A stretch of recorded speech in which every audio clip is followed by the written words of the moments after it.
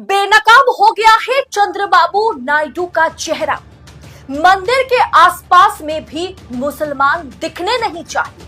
मुसलमानों के खिलाफ नायडू का ये विस्फोटक ऐलान है, जिसके बाद माहौल पूरी तरीके से गर्म हो गया, जिसके बाद मुसलमानों ने भी नायडू को बॉयकॉट करने का ऐलान कर दिया है। देश का माहौल फिर एक बार नायडू के बयान ने गर्मा दिया है। मंदिरों के आसपास में भी मुसलमानों से जिस नायडू को आज तो इस वक्त देश के अंदर जिस तरह के माहौल और हालात बना हुआ है हिंदू और मुसलमान वाला, अब देखिए चंद्रबाबू नायडू ने जिस तरह से मुसलमानों को लेकर विस्फोटक बयान दे दिया दोस्तों, उसके बाद दावा यह किया जा रहा है कि चंद्रबाबू नायडू ने राजनीतिक तौर पर अपनी कब्र पूरी तरह से खोद ली है। वहीं पर मुसलमानों ने पूरी तरह से चंद्रबाबू नायडू को लेकर बाइकाट का ऐलान कर दिया है। सैयद अरशद मदनी साहब की तरफ से भी ऐलान कर दिया गया है। तो क्या ऐसा बयान चंद्रबाबू नायडू ने दे दिया जिसकी वजह से चंद्रबाबू नायडू के खिलाफ जो है पूरा मुस्लिम समाज हो चुका है, और कितना भारी नुकसान चंद्रबाबू नायडू को इस बयान का भुगतना पड़ेगा, यह मैं आपको आखिर में बताऊंगा। हमारे साथ वरिष्ठ पत्रकार मौजूद है अदिति, आप उनकी इस रिपोर्ट को देखिए। दोस्तों नमस्कार, आप देख रहे हैं 4 PM न्यूज नेटवर्क। मैं हूं आपके साथ अदिति। बेनकाब हो गया है चंद्रबाबू नायडू का चेहरा। मंदिर के आसपास में भी मुसलमान दिखने नहीं चाहिए। मुसलमानों के खिलाफ नायडू का ये विस्फोटक ऐलान है, जिसके बाद माहौल पूरी तरीके से गर्म हो गया, जिसके बाद मुसलमानों ने भी नायडू को बॉयकॉट करने का ऐलान कर दिया है। देश का माहौल फिर एक बार नायडू के बयान ने गर्मा दिया है।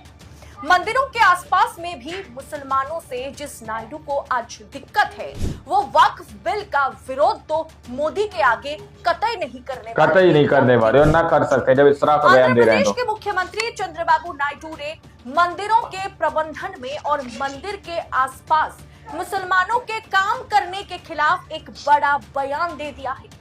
इस बयान ने चंद्रबाबू नायडू के जो कथित सेकुलरिज्म वाली छवि है, उसे पूरी तरीके से धूमिल कर दिया है, या फिर पूरी तरह से उजागर कर दिया। ये कह सकते हैं 21 मार्च को एक बयान दिया, और बहुत ही शर्मनाक बयान। तिरुमाला मंदिर में सिर्फ हिंदुओं को ही काम पर अब से रखा जाएगा, जबकि तिरुमाला मंदिर जो आंध्र प्रदेश में स्थित है, वह हिंदू और मुसलमान दोनों ही काम पर लगे रहते हैं, काम करते हैं मंदिर के अंदर और मंदिर के बाहर भी। और मौजूदा वक्त में वहां पर कई मुसलमान काम भी कर रहे हैं, लेकिन साफ तौर पर कह दिया गया है चंद्रबाबू नायडू द्वारा कि अब से उस मंदिर में कोई भी मुसलमान काम नहीं करेगा। मौजूदा वक्त में कोई मुसलमान वहां पर अगर काम कर रहा है तो उन्हें अपनी मजहबी आस्था को सम्मान करते हुए वहां से हट जाना चाहिए, या फिर हम हटा दें। यानी मुसलमानों के लिए कह दिया गया है कि या तो आप मंदिर में काम कर रहे हैं तो आप खुद हट जाइए, अगर आप नहीं हटते हैं तो हम जबरदस्ती आपको हटाएंगे। साथ ही मंदिर से सटे जमीन पर एक मुमताज होटल बन रहा है, और नायडू ने कहा कि यह होटल हिंदुओं के लिए एक तरीके से बहुत ज्यादा अपमानजनक है।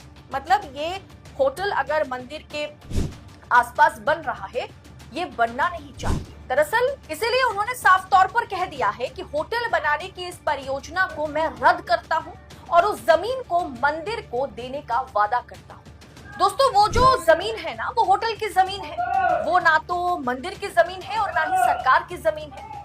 अब उस मंदिर को, मतलब उस जमीन को एक तरीके से हिंदुओं को देने का वादा नायडू ने कैसे कर दिया? अब नायडू दादागिरी पर उतर आए क्या?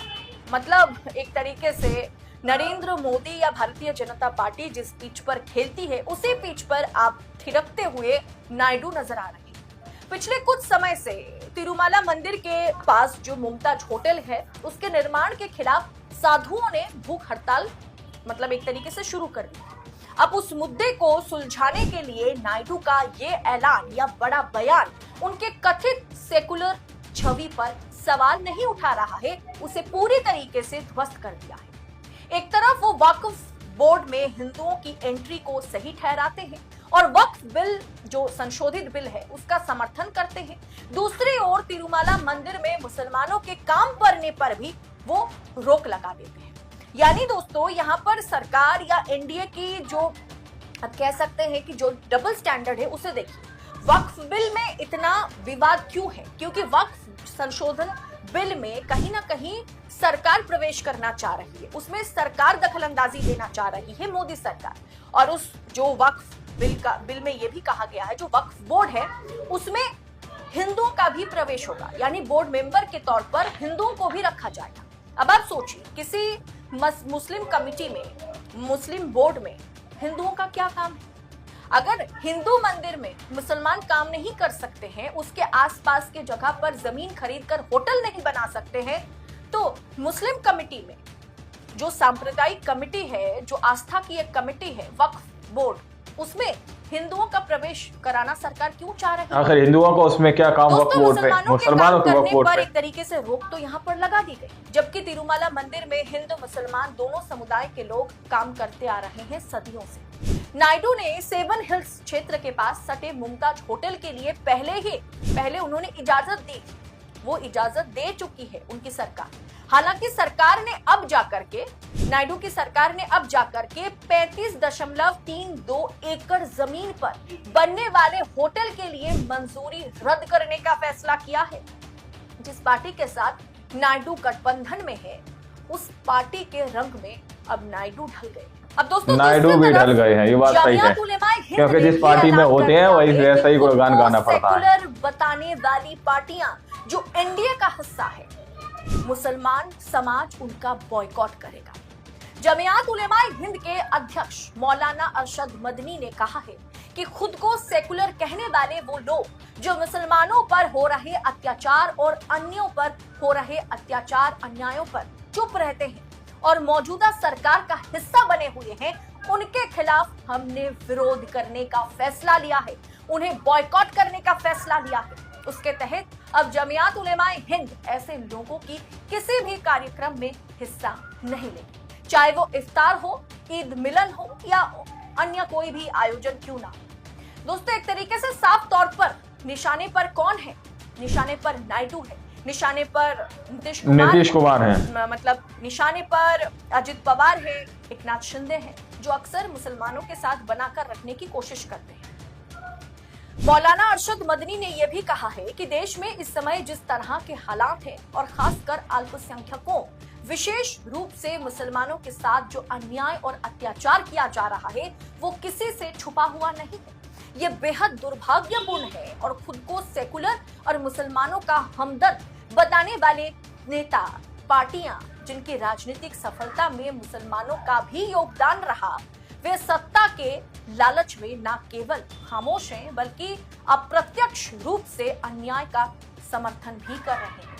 इसीलिए हम उनका घोर विरोध करेंगे और वक्फ संशोधन बिल पर नीतीश नायडू दोनों खामोश रहे।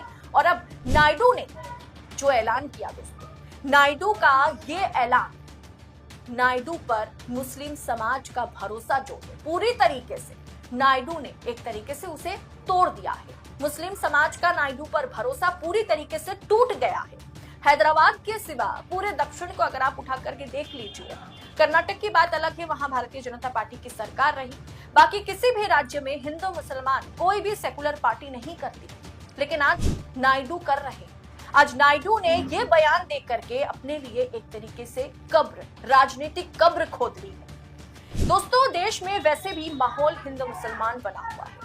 होली बनाम जुम्मा, शिवाजी बनाम शिवाजी महाराज बनाम औरंगजेब बना हुआ है। इस समय गैर जिम्मेदाराना बयान, एक छोटी सी चिंगारी पूरे के पूरे देश को, समाज को तबाह कर सकता है, और वो काम अब नायडू ने कर दिया है। साधु संतों को खुश करने के लिए, आला कमान को खुश करने के लिए, जिस गंदी राजनीति, जिस ओछी राजनीति में अब नायडू उतर गए हैं, उससे वापस आना या उसका खामियाजा नायडू को आगे चल के हर हाल में भुगतना। आपको क्या लगता है?